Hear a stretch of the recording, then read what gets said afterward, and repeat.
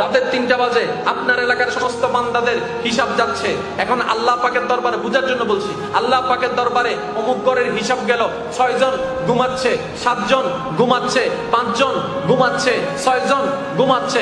যখন আপনার ঘরের হিসাব আসলো 6 জনের মধ্যে 5 জন ঘুমাচ্ছে, 1 জন সিজদায় পড়ে আছে, সিজদায় পড়ে আছে, সিজদায় পড়ে আছে।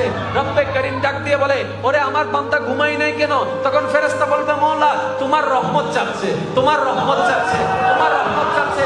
রব্বে করিম ডাক দিয়ে বলে, ফেরেশতা আমার বান্দা কি চায় একটু জিজ্ঞেস কর। তখন ফেরেশতা জিজ্ঞেস করবে, ওই বান্দা বলবে, ওই বান্দা বলবে, আল্লাহ এতদিন তোমার দয়া খেয়েছি, বুঝি নাই তোমার দয়া, তোমার রহমত খেয়েছি, বুঝি নাই তোমার রহমত, তোমার মায়ায় চলেছি, বুঝি নাই তোমার মায়া। আল্লাহ সবাইকে বুঝেছি, সবার মায়া বুঝেছি, সবার ভালোবাসা বুঝেছি, তোমার আর ভালোবাসাটা বোঝার চেষ্টা করি নাই। ও আল্লাহ আমি কিচ্ছু চাই না, শুধু আমার জীবনের গুনাহগুলো একটু মাফ করে দাও, একটু গুনাহ মাফ করে দাও। কারণ আমার অতীত পাল্টানোর ক্ষমতা নাই, অতীতে ফিরে যাওয়ার ক্ষমতা নাই। মাওলা তুমি চাইলে তো সেকেন্ডের আগেই পারো। ও মাওলা এত বড় পাপ নিয়ে তোমার দরবারে আমি যেতে পারবো না, হাসরের ময়দানে উত্তপ্ত গরম রোদের মধ্যে আমি দাঁড়াতে পারবো না। ও মাওলা তুমি না রহমান, তুমি না গফফার, তুমি না সত্তার, তুমি না রহমান, তুমি না গফফার। ও মাওলা একটু মাফ করে দাও না, একটু মাফ করে দাও না, একটু মাফ করে দাও না। তোমার নবী রাহমাতুল লিল আলামিনের রুসিলায় একটু মাফ করে দাও না, একটু মাফ করে দাও না। আল্লাহ পাক বলেন তার চোখের পানিটাই তো আমার প্রিয়, আমার